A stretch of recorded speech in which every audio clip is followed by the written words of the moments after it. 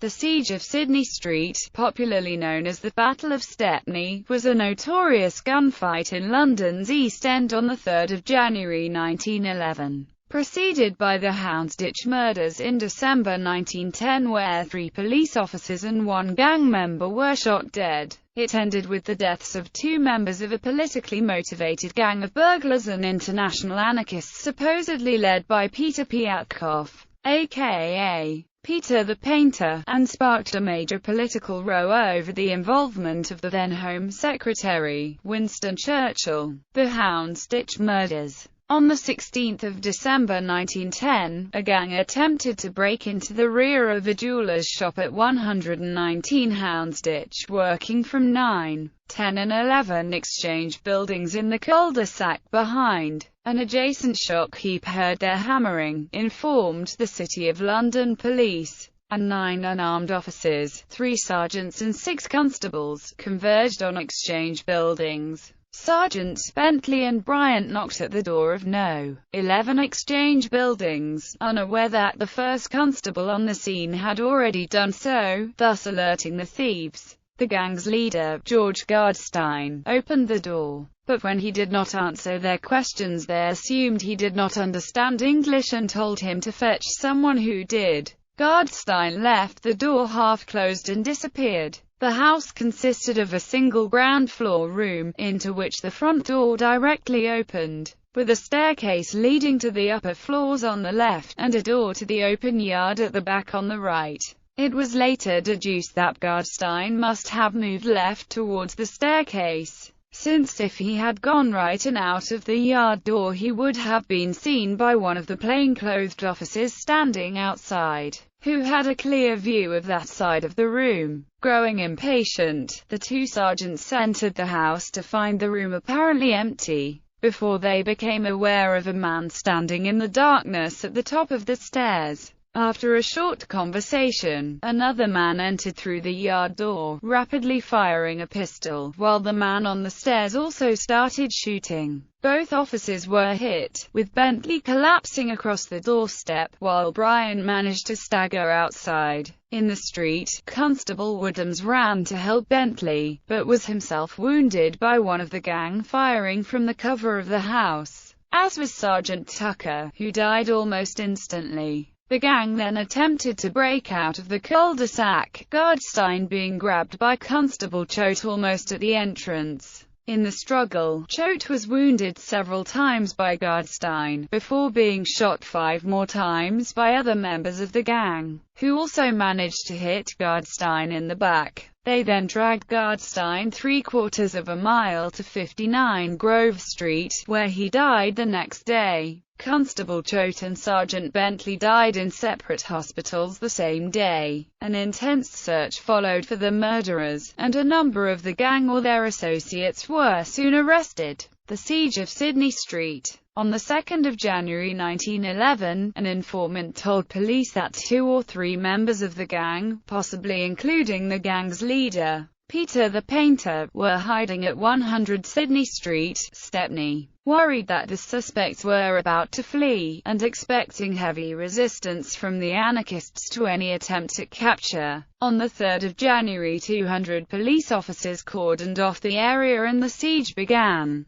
At dawn, the battle commenced. The defenders, though heavily outnumbered, possessed superior weapons and great stores of ammunition. A detachment of Scots Guards from the Tower of London was sent to assist the police, and word got to the Home Secretary, Winston Churchill, who arrived on the spot to observe the incident at first hand, and to offer advice. 6 hours into the battle, and just as the 13-pounder field artillery pieces that Churchill had authorized arrived, a fire began to consume the building. When the fire brigade arrived, Churchill refused them access to the building until the firing from inside stopped. The police stood ready, guns aimed at the front door, waiting for the men inside to attempt their escape. The door never opened. Instead, the remains of 2 members of the gang, Fritz Svaars and William Sokolow, were later discovered inside the building. No sign of Peter the Painter was found. Besides the 3 policemen, a London firefighter, Charles Pearson, also died after debris fell from an upper story.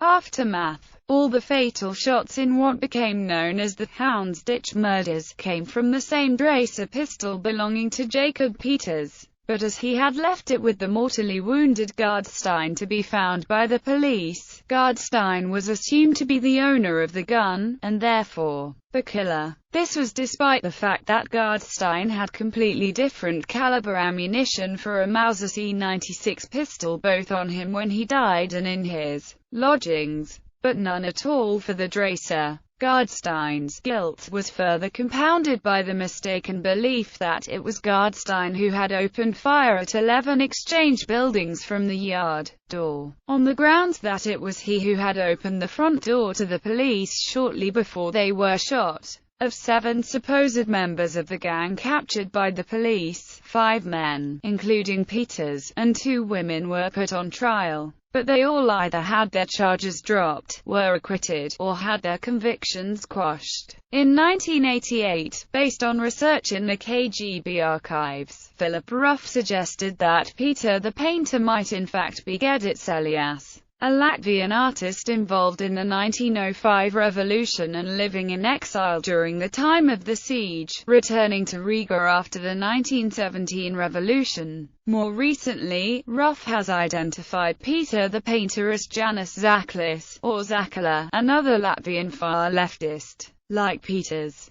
Zaklis was a member of the Latvian Social Democratic Workers' Party in 1905. Among his exploits was breaking Fritz Svaars out of prison in Riga. Zaklis associated with Elias in exile in Finland, where they were involved together in the robbing of a bank. He broke with the Social Democrats and became an anarchist. It is unclear what happened to him after 1911. The role Churchill played in the Sidney Street siege was highly controversial at the time, and many, including Arthur Balfour, the former Prime Minister, accused him of having acted improperly. A famous photograph from the time shows Churchill peering around a corner to view events. Balfour asked, he, Churchill, and a photographer were both risking valuable lives. I understand what the photographer was doing, but what was the right honourable gentleman doing? In response to criticisms, Churchill wrote a letter to the press denying that he was in command during the battle and stating that he arrived after the Scots Guards, who had already begun firing. The gang's superior firepower led the police to drop the Webley revolver in favour of the Webley semi-automatic in London. On film, much of the siege was captured by newsreel cameras, including the moment a bullet supposedly passed through Mr. Churchill's top hat,